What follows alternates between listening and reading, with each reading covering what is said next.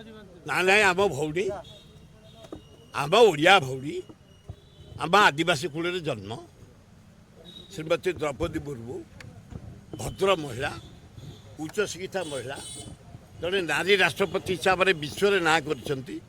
ଆମ ଭଉଣୀ ଆସିବନି? ଗୋଟେ ଫାଲତୁ ଲୋକ ନରେନ୍ଦ୍ର ମୋଦି, ଗୋଟେ କରପ୍ଟ ଲୋକ ନରେନ୍ଦ୍ର ମୋଦି। ଶୁଣ ଟିକେ ଆଗ, ଗୋଟେ କରପ୍ଟ ଲୋକ Narendra Modi, corrupt prime minister.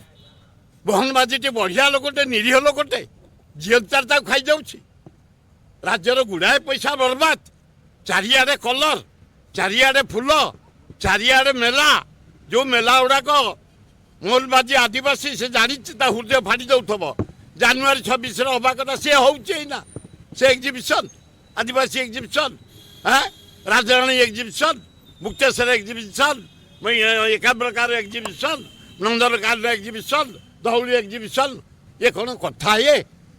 ଏ ନରେନ୍ଦ୍ର ମୋଦି ତମରି ପାଇଁ ତମେ ଗୋଟେ ଡାକିଦେଲ ପ୍ରବାସୀ ଭାରତୀୟ, ପ୍ରବାସୀ କାହାନ୍ତି କିଏ?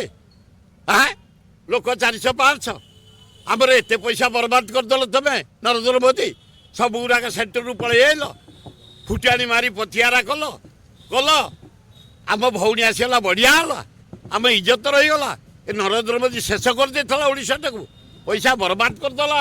ଓଡ଼ିଶା ସରକାର ସବୁ ସିଟ୍ ଖାଲି, କର୍ମୀ ନେଇ ବସଉଛନ୍ତି।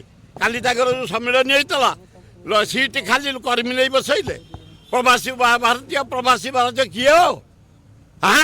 କାଲି ମୁଁ ପୁରୀ ଯାଇଥିଲି, ମୋତେ ଶଙ୍କରାଚାର୍ଯ୍ୟ ଡାକିଥିଲେ। ସେଠି ଦେଖିଲି ଦିଅଣ୍ଟା ଖଣ୍ଡେ ପ୍ରବାସୀ ବୁଲୁଛନ୍ତି ପୁରୀ ଭଳିଆ ଜାଗାରେ। କିଛି ନାହିଁ। ସେଠୁ ଗଲି ମୁଁ, ଶଙ୍କରାଚାର୍ଯ୍ୟ, ଆମ ଭଉଣୀ ଆସିଛନ୍ତି, ବଢ଼ିଆ ହେଇଛି, ଭାରତ ରାଷ୍ଟ୍ରପତି, ଭଦ୍ର ମହିଳା, ମେକଅପ୍ ହେଇଗଲା। ନହେଲେ ନରେନ୍ଦ୍ର ମୋଦି ପାଇଁ ବଦନାମ ହେଇଯାଇଥିଲା ଓଡ଼ିଶା।